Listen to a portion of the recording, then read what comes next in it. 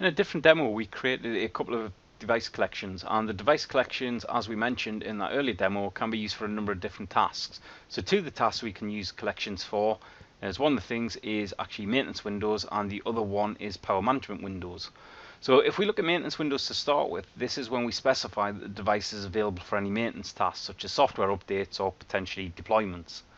What we do in order to create a maintenance window, first off, is we have to identify which collection we want to apply that maintenance window to.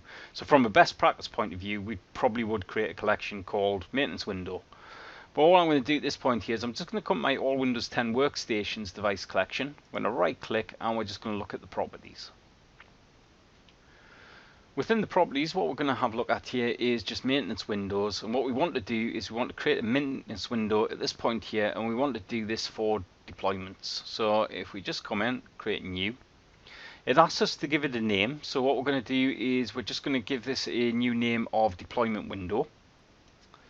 What we want to do with our maintenance window is we actually want to start this at 8 PM. So we just go through to 8 PM, and what we'll do is we'll end this at 4 AM. So we're happy with this 8-hour window.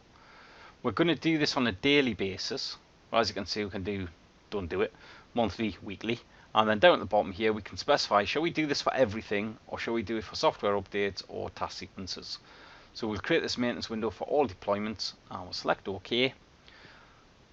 Once we're happy with this, we'll select OK again. So we've now created a maintenance window, and during the maintenance window, maintenance tasks will be performed against those devices. Outside the maintenance window, they won't. Last thing we really want is to push out software updates, the user be working on an Excel spreadsheet, and the device restart itself. Another thing we can do is we can create power maintenance settings.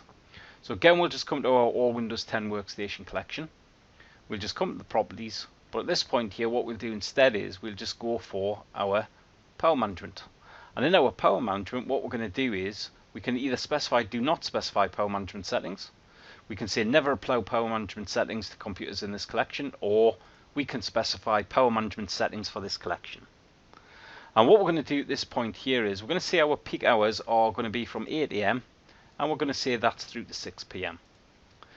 During that period, what we will do is our peak plan, we will go for high performance, and for our non-peak plan, what we'll do is we'll go for power saving. Now, if we're not 100% sure what any of this does, we do have the view button. So what we can see, if the device is plugged in on battery, for example, we'll go to sleep after 60 minutes. If we have a look down, we'll turn off the hard disk never never. And if we scroll down a bit further, we've got critical battery action, so we'll hibernate or do nothing if we're plugged in. So we'll select OK at this point here. And we've got exactly the same thing with power saver. So in the case of power saver, as you can see here, we're turning off the display after 5 minutes or 10. Sleep after 5 minutes or 10. Require password on wake up in both cases, yes. Now what you might not be able to see here is I am actually clicking on these buttons, but these are my default plans, so I'm not going to modify them. And at this point here, we'll select OK, and select OK, and we've now specified a power window as well. And that's the end of this demonstration. Thank you.